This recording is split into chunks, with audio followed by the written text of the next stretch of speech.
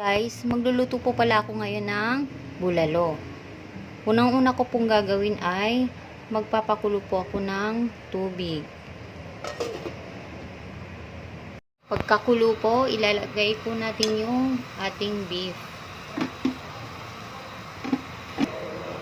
Dahan-dahan lang po, baka matalsikan po.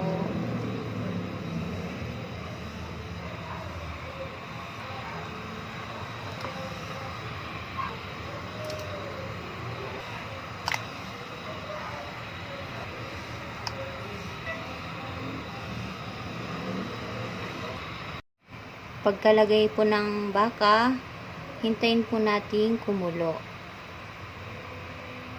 Pagkakulo po, kukunin po natin yung mga scams. Ito po yung mga ganito. Pagkatanggal po natin ng scams, pakukuluin po ulit natin to ng mga 1 oras sa mahinang apoy. Pagkatapos po ng 1 oras, tatanggalin po naman natin yung mga excess oil. Ayan. Importante po na matanggal po natin yung mga excess oil. Pagkatanggal po natin ng excess oil, saka po natin titimplahan. Pamintang buo, sibuyas.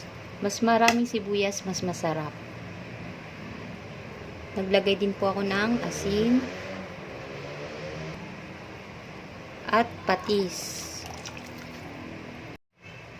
Medyo halu-haluin lang natin ng konti. Saka natin tatakpan.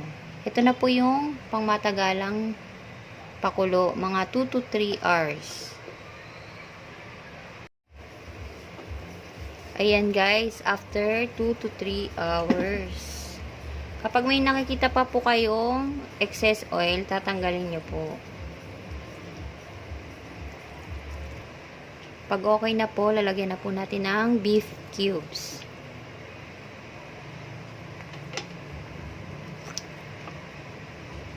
Sabay na rin natin yung mais.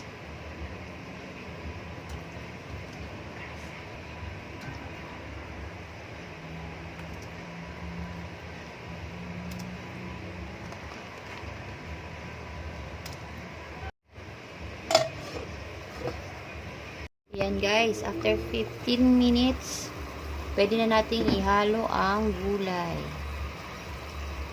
Baguio beans po. Baguio pechay. Tapos yan guys, takpan natin mga 2 minutes. Yan guys, okay na ang bulalo. Thank you for watching. Bye.